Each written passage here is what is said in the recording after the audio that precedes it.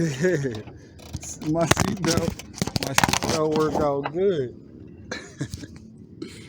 You want to see what the jaw look like? What I got going on?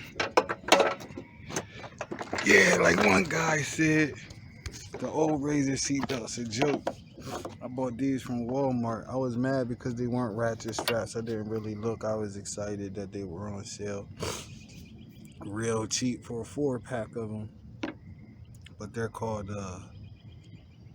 darn, I forgot what they're called. You see how it works. Press that down. And you can tighten it and loosen it. And all it takes is just to hold it in there. It's not going to come off, as long as you got it on in this way. But anyway, 48 volt, 1600 watts.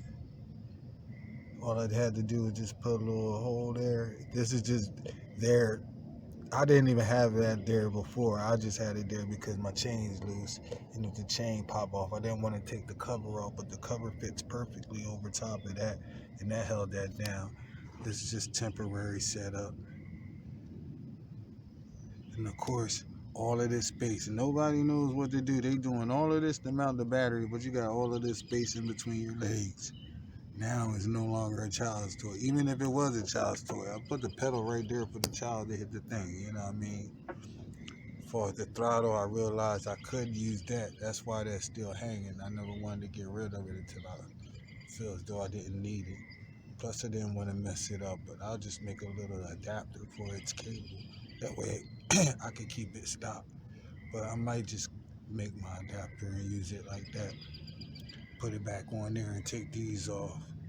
Handlebar extenders for the throttle with 3 speeds, which work, and an on and off button, which I might turn that into reverse.